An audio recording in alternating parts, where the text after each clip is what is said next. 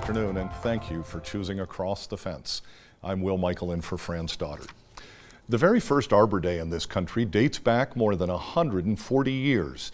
Each state, depending on its climate, celebrates Arbor Day at different times. But in Vermont, today, the first Friday in May, is Arbor Day.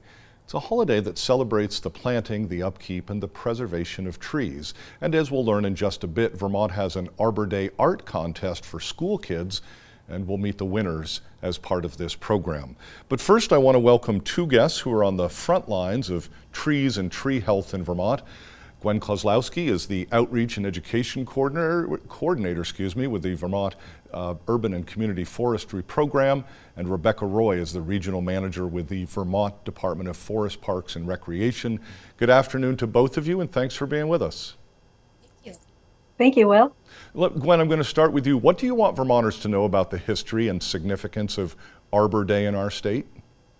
Arbor Day is a day set aside to celebrate trees and all their benefits. And as you said in the top, it's been over 140 years since J. Sterling Morton had founded the Arbor Day. And the simple idea of setting a day aside to plant trees and celebrate their role is now more important than ever. With climate change and invasive species, there's so many environmental challenges that we face, but trees are part of the solution. And all trees, whether they're planted in your backyard, along a street, or in the forest, provide critical ecosystem benefits. That's everything from filtering our air and water, to providing shade, to creating habitat, and so much more. So setting a day aside to celebrate trees and the roles they play in our lives and communities is so important. Very nicely said, Gwen. Thank you. Expound on that a little bit. What are the ways, what are the opportunities that Vermonters can celebrate Arbor Day? Our program is celebrating Arbor Day with a one-day Arbor Day conference. This year it'll be held on May 19th at the Vermont Technical College in Randolph. We have 9 workshops scheduled to talk all things trees. That's everything from tree selection to learning about how to increase community capacity and build up your local tree community program. And the conference is open to all and is designed for volunteers and municipal staff. Of course, if you can attend, you should check out some local volunteer opportunities with your town conservation commission or tree board. There are many communities that need folks to speak up for their trees locally. And of course, last but not least, if you can't make those, plant a tree. You could plant the right tree in the right place, the right way, and you could visit our website with plenty of resources for tree care planting and maintenance at vtcommunityforestry.org. Absolutely, a great website. I can vouch for that, having been there many times myself. Tell us a little bit more, not just maybe about the website, but about the role of the Urban and Community Forestry Program in Vermont. Sure. Our program was founded in 1991 and is a collaborative effort between UVM Extension and the Vermont Department of Forest, Parks, and Recreation. And our small but mighty team serve to help communities and volunteers understand the role and importance that urban and community forests play in our state. And we do this in a variety of ways. We offer technical assistance, such as helping communities do a tree inventory. We offer financial assistance through a grants program, and of course, educational opportunities like our Arbor Day Conference and Forest Pest First Detector program. And of course, in a nutshell, though, we are connecting people to resources to better manage trees in their communities. And the good news is that this is an exciting time for urban and community forestry. This is an unprecedented level of federal funding. So stay tuned to our program for the next few months for many opportunities to be able to plant, financial opportunities to be able to plant trees in your community. Gwen, again, thank you once again very much. I'm going to bring Rebecca into our conversation. And Rebecca, one of the statewide Arbor Day events is the Growing Works of Art contest, one of the many things that you're involved in. What's that all about? The Growing Works of Art contest is an art and writing contest for students in grades kindergarten through 8th grade. And the focus is helping students celebrate the trees in their communities and the many benefits that we enjoy from the trees in our communities. And as Gwen was mentioning, this is a partnership between UVM Extension and the Department of Forest, Parks, and Recreation. Each year you have a theme, and so quickly, what's this year's theme? This year's theme is branching out, which is celebrating the connections that we share with trees by showcasing meaningful experiences that where students have grown, changed, or learned something because of the trees in their lives. And this contest fits directly into school curriculums. We're going to meet some homeschool students, some private school students, mainstream public schools. This works for just about everybody, doesn't it? It really does. It fits in well with curriculum in schools and with homeschool families because in Vermont, as you know, we have access to green places pretty much everywhere. Even if you just have trees on your campus, you can bring students out to examine them and look at them and explore them and learn about them. And some schools even have the advantage of having school forests or town forests nearby that they can explore. So we have really great access to the out of doors. And we all know that everyone learns better outside, and even just simple activities outside are great for people of all ages. You can't say that enough. I absolutely agree. Well, thank you both. We're going to take just a moment now to meet the winners of the statewide Growing Works of Art contest. The kindergarten winner is Maeve Archer. Maeve attends the Marion Cross Elementary School in Norwich. Maeve's drawing features her favorite white pine tree. She writes that the tree is fun and she loves to climb on it. Thank you, Maeve. Sage Williams from Roxbury is the first grade winner. Sage's art features a tree with a special story. It's an apple tree, and her parents got married under it. Sage calls it her parents' wedding tree. Congratulations, Sage. In grade 2, the winner is Jack Jarvis from the Mater Christi School in Burlington. Jack's favorite thing is to be outside and in the woods.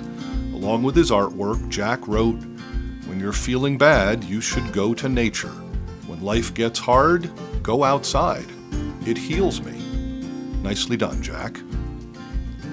Moving to 3rd grade, the winner is homeschool student Jasper Lawrence. Jasper shares with us the story of a wolf tree in his backyard. Here is Jasper's artwork.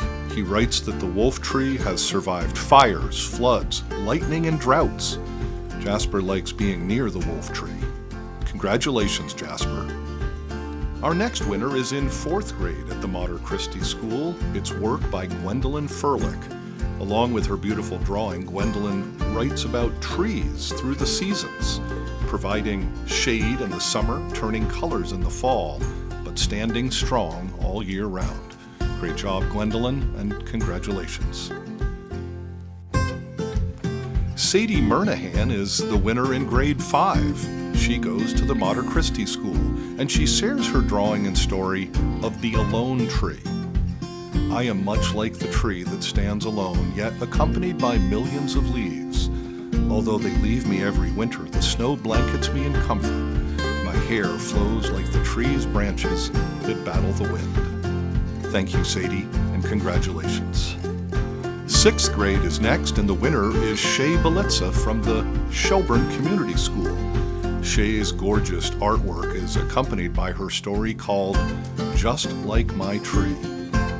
In the past year, I have changed and grown, just like the beautiful sugar maple in my backyard.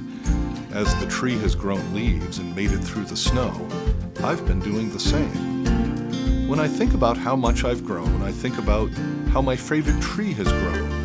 As I branch out and try new things, my favorite sugar maple is doing the same. While I mark my growth in years, the tree marks its growth in seasons. This is my favorite part of my tree, its growth. I know that whenever I'm changing and growing, my tree is doing the same. Our congratulations to Shay. If you're just joining us, we're learning about the winners of the Vermont Urban and Community Forestry Program Growing Works of Art contest, and we have 2 more winners to recognize. Joining us now via Zoom are 7th grade winner Miles Lawrence and 8th grade winner Carly Stone. Both Miles and Carly are homeschool students. Good afternoon and congratulations to each of you, and thank you very much for being with us. So Miles, I'm going to start with you. You called your story and artwork The Porcupine Tree, and I'm going to ask you to please share a part of that story with us. Yes.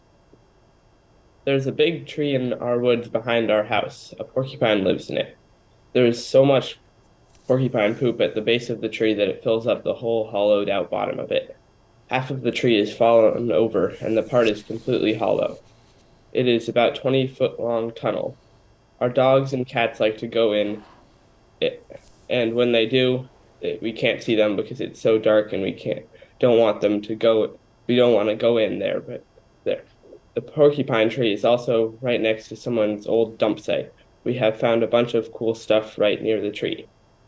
Once we found an old Bible. For me, the porcupine tree is a place of adventure and excitement. It is a good place to go with friends or even alone. Miles, that's obviously very unique. Congratulations, and thank you for sharing it with us. I'm curious, which was more fun for you, the drawing or the writing or both? I like the writing more. Well, you did a great job, and it's a very unique concept, that idea of a porcupine tree. You've named it and really grown with it, so thank you very much. Next is our 8th grade contest winner. It's Carly Stone. And Carly, congratulations. And I'm going to ask, what did you draw and write about? I drew a maple tree and I wrote about my great grandparents who used to have a maple sugar house and also how maple syrup impacts the industry system. So we're seeing your artwork here, and I'm going to ask you to share that wonderful story with us. Go ahead, please. Okay. My great grandparents had a sugar house and made maple syrup every year. I love maple syrup. I put it on lots of different foods like pancakes and waffles or maple sugar muffins that my grandmother makes. But I'm not as much of a fan of maple syrup as my mom and sister. As you probably know, maple syrup comes from maple trees in Vermont. Maple syrup is a huge industry. So it affects many people here because it makes so many different products. You can make maple candy, syrup, cotton candy, ice cream, and barbecue sauce. In short, I created a maple tree to represent Vermont, the place I have grown up in and love. It's actually quite moving. What a great story about families and trees. You both did a wonderful job, and I want to congratulate both of you and thank you for being with us. And we want to extend our congratulations to the winner in the younger grades as well. Before we go, we do have a reminder that you can learn about the Growing Works of Art contest as well as other statewide activities and events put together by the Urban and Community Forestry Program. We urge you to go to the website on your screen, vtcommunityforestry.org. The site has great information also about tree care, tree selection, and tree planting. And that is our program for today. We know you have choices, so thanks for choosing us.